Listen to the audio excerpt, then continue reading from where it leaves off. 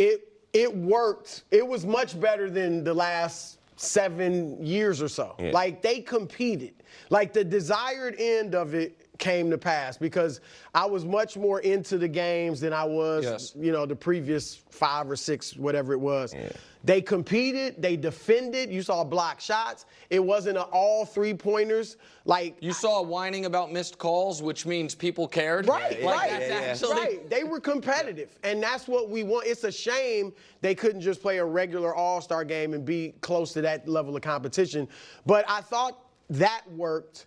The problem was the breaks in between the games, and even in the championship game, which obviously is only up to 40, that's like not even a quarter and a half probably, you had a 20-minute break. Yeah. And I heard from, the players were complaining about it, but I also heard from people that were at the game, and like, it was just way too many breaks. We talked about it earlier. It was like a 3-hour show and about 30 minutes of live basketball. So it just felt like you're not getting enough basketball. And you're certainly not getting, like, Steph's the MVP. That's fine. He deserved it. But it was like, this doesn't feel like a normal MVP because it was chopped up so much. I think even Steph said that with the award.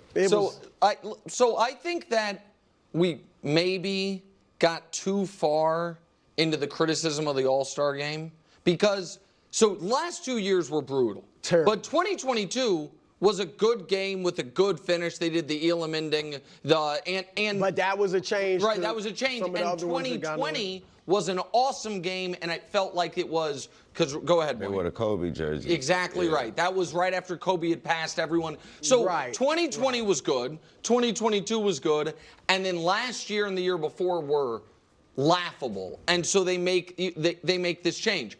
I thought the basketball was better than the production.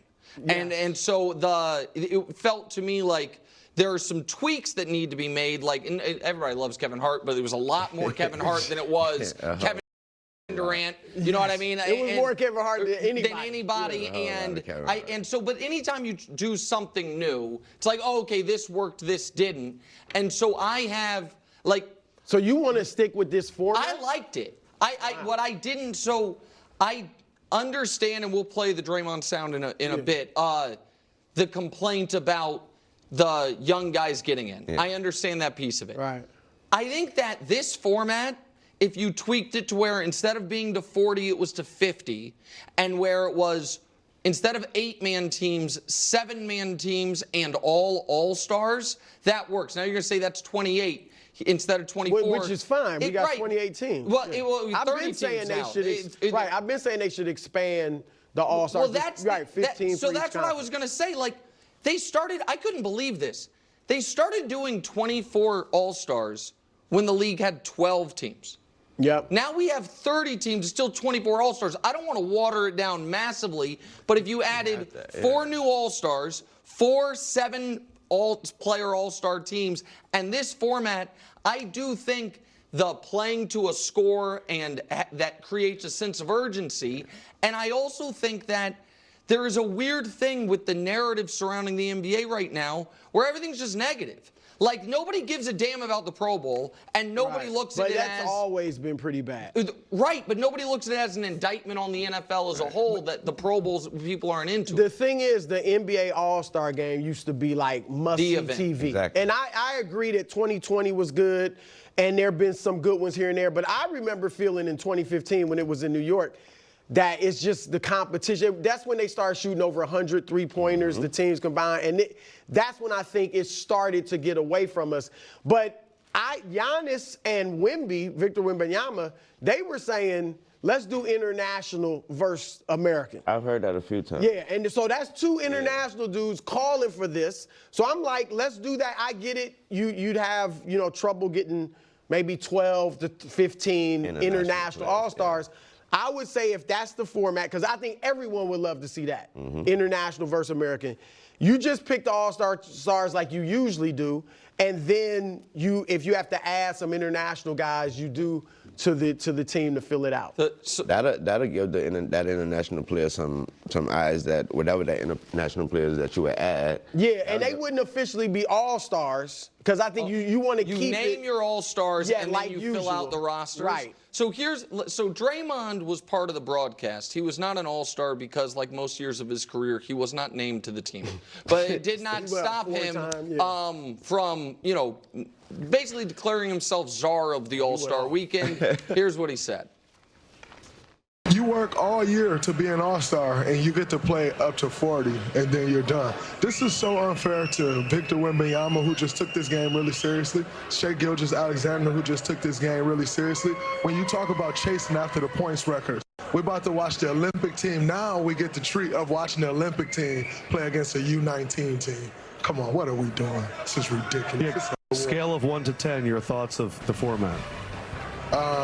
10 being the best. Yes. A 0 sucks. Okay, so I guess I'm just going to assume that the 147 players who have made more All-Star games than Draymond Green in NBA history were not available to comment. So it was like, Draymond, it's up to you. I agree with him that the rising stars being a part of Sunday night, that probably should be changed. Like that part, I agree with him on that part. Where I disagree and where I am disappointed is that you're right, Brew. This is a big spotlight weekend for the league. Yep. And for Draymond to be so just vitriolic and publicly negative about the league in a time where the league, yes, it's making a ton of money because of the TV deal, but I think PR-wise, it's been a rough year. It felt like the Luka trade kind of gave the league a boost after it. And so I just don't see the need for it. And I certainly don't see the need for it on that platform when it's going to then. Today, all day long, KD has just been kind of defending the league on Twitter. Like, people are just going to complain. People want to complain. You know what? Just cancel it if you're just going to complain. Give us the full week off. And I don't think that's productive for anybody. Well, it probably, look, it may have been personal. And he brought it up that, hey, I had to work my tail off to play on Sunday night. So I get that. But I agree with you on having these rising stars on Sunday night. That gives them a stage they haven't earned. But I think the league may have done that to be like, this will get the guys to compete. Because you don't want these freshmen and sophomores, that's what they call them, winning this tournament. So I think that was a part of it. Damian Lillard had a great idea. He said, get the snubs, the guys that really could have been all-stars but weren't, make that the fourth team. That would have been interesting because you still had that competitiveness there. But the bottom line is this.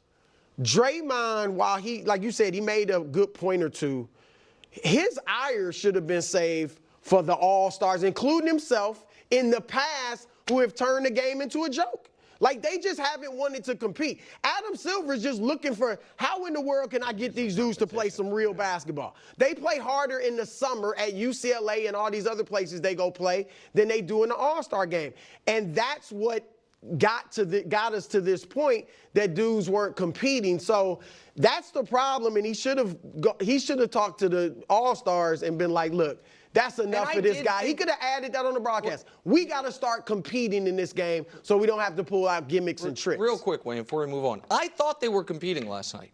I thought last night, whatever, and that's why I'm so bummed it's such a negative kind of conversation afterwards. I understand there was too many breaks. It was too, they need to fix some of those things. But if the goal was get guys to take it seriously and try, that was achieved. Guys took it seriously and tried. I agree. So I don't know why there's so much negativity. The actual game, the actual games itself were